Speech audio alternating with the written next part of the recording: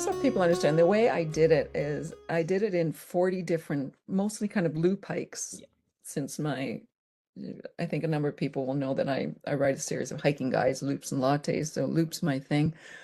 Um, and so I finished up the trail each night, got back in my car, and either drove to my house, or if I was in the Bruce Peninsula, I stayed in Tobermory. When I was in Niagara, I stayed in St. Catharines. And so as I was going, I'd take notes of things that, attracted me or interested me. Then when I got back in the evening and when I was writing the book, I would continue researching.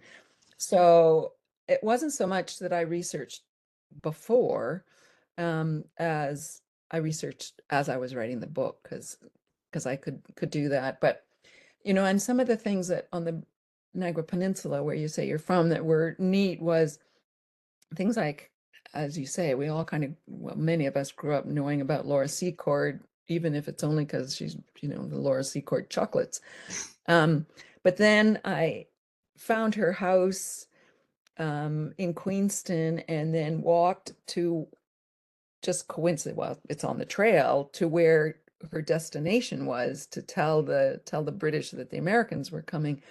And all of a sudden I went, oh yeah, this is where she walked to, and it sort of made it really alive. So I'd see those things as I went, and then I was able to do a little more research and find out, as I said in my reading, that she really did not hide behind a cow, even though many of us learned that.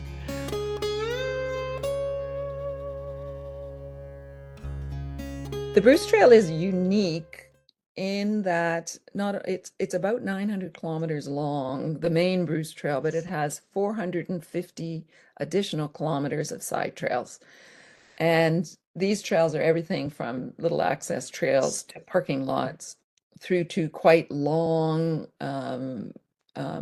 side trails that go to other features. They may hook up into sort of other trails.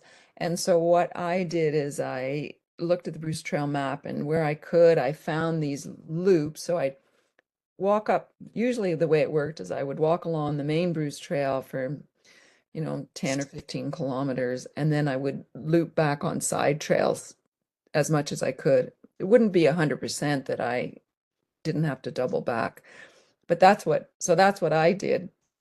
But I gave up some sections of the main trail, mostly the road walking. Um, so I ended up doing the same distance as the whole trail, in fact, a little bit longer than the whole trail, but I didn't walk the entire main Bruce Trail. Um, yeah, so that's kind of high. That's why I say it's a loopy end to end, not a true end to end. Well, there are a few of them. I mean, one, just the beauty of hiking. There's more and more research into the health benefits, mental and physical health benefits of hiking, how good that is for you. I also talk in the book, or write in the book, how we protect what we love. And the Niagara Escarpment, despite some of the safeguards, it's a um, UNESCO Biosphere Reserve. It's in the green belt, but nonetheless, we live in a pretty, there's lots of pressure on the Niagara Escarpment, particularly for housing and aggregate development. And we have to protect it. We really have to protect it. We all have to protect it. And the more we know it, each of us knows the Niagara Escarpment, knows our local trails, the more apt we are. We protect what we love. So the more people that can get out onto the Bruce Trail, the more apt that we are to protect it and keep it for recreation and for nature and for animals and for all those sorts of things. So that was my other objective: fall in love with the Bruce Trail.